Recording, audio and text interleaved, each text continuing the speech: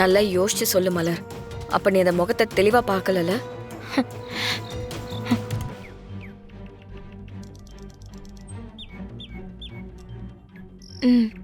ஆமாக்கா, தெளிவா பார்க்க முடியல.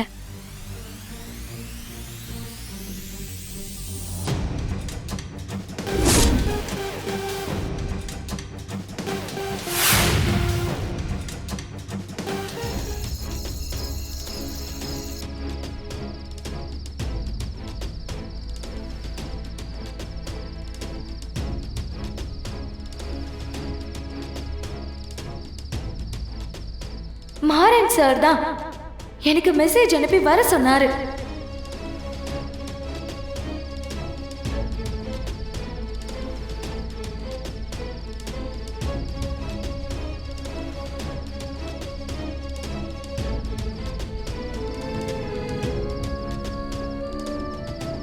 காலையில் 9:15 இந்த மெசேஜ் நம்ம ஃபோன்லேருந்து போயிருக்கு.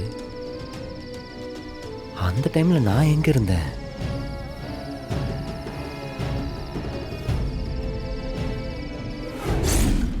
அச்சோ, 9 மணிக்கு கத்தியை போய் கூப்பிட்டு வரணுமே. அச்சோ, இந்த நேரம் பார்த்து சார்ஜ் இல்லையே. சரி, கொஞ்ச நேரம் சார்ஜ் போட்டு அப்புறமா போய் கூப்பிட்டு வந்துடும்.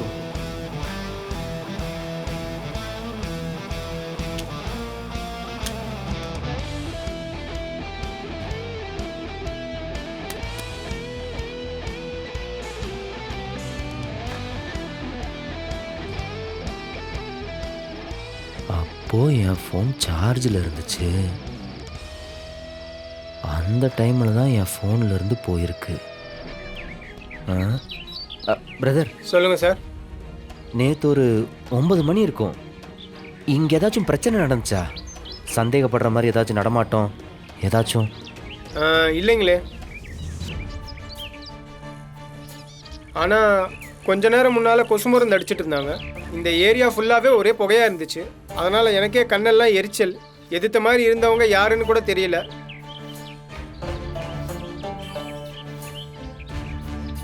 உங்களுக்கு எதுவும் சந்தேகம்னா அதோ அங்கே சிசிடிவி கேமரா இருக்கு பாருங்க. அங்கே போய் செக் பண்ணி பாருங்க. போய் பாருங்க. Thanks brother. Okay sir.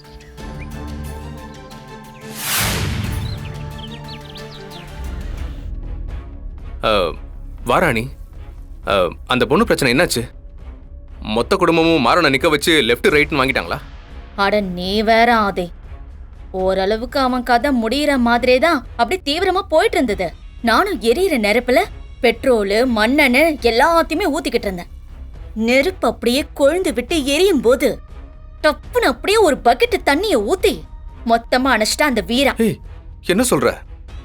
ஆமா அதே. நாம அவங்க பிரிஞ்சிருக்காங்க, ஒத்துமையே இல்லைன்னு நினைச்சுக்கிட்டு இருந்தோம். அதெல்லாம் போய் என்னதான் பிரிஞ்சிருந்தாலும் வீரா மனசுல அந்த மாறன் நங்கூரம் போட்டு அப்படி நச்சுன்னு உட்கார்ந்துருக்கான்.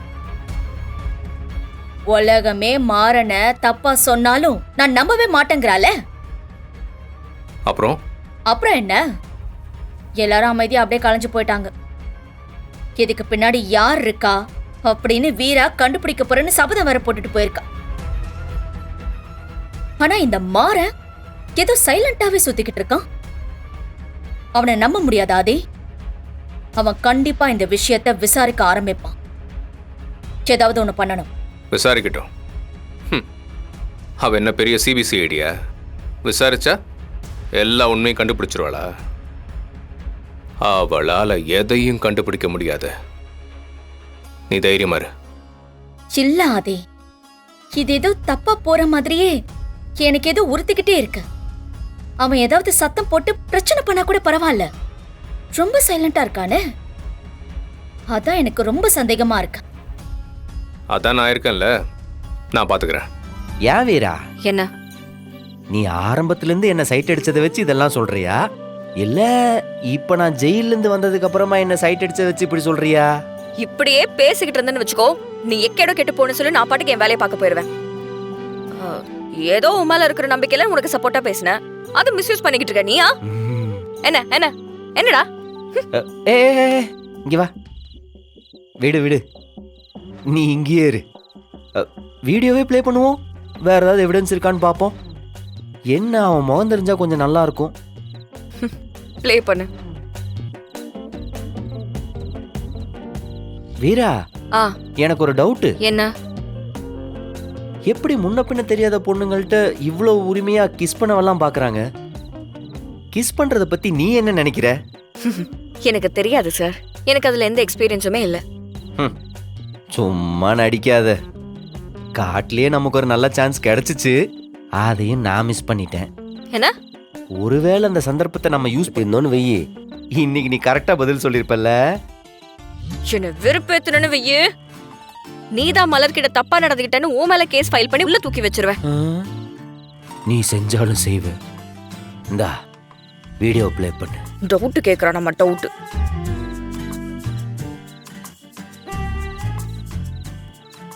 இங்க பாரு.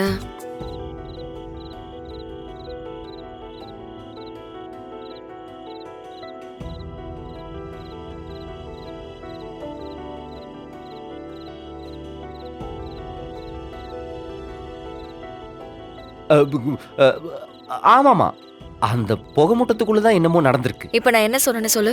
அது புகை மூட்டத்துக்குள்ள இன்னொரு தடவை சொல்லு. அவனை கொல்ல போற, ஒழுங்கா பாரு. டிஸ்டன்ஸ் ஜாஸ்தி இருக்கறனால கேட்கல, சொல்லு. அவனை எந்த விஷயத்துல வேணாலும் தப்பு சொல்லலாம். அவன் கோவக்கார, சண்டை போடுவான், அடிப்பான். இந்த எல்லா விஷயத்துலயும் அவனை நம்பலாம். ஆனா குறிப்பா பொண்ணுங்க விஷயத்துல அவனை 100% நம்பலாம். அவனோட வாழ்க்கையே நான் தான். என்னை விட்டு அவனால வேற எந்த பொண்ணையும் கனவுல கூட யோசிக்க முடியாது. எவ்வளவோ பிரச்சனை நடந்திருக்கு. இந்த நிமிஷம் வரைக்கும் நான் அவனை ஒதுக்கிதான் வச்சிருக்கேன்.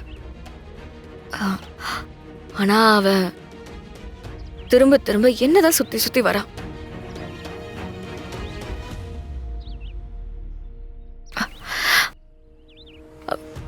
உன்கிட்ட அப்பப்ப அவன் அன்பா பேசுறான்ல, அது கூட என்னோட பொசசிவ்னஸை தூண்டி விடணுங்கிறதுக்காக தான்.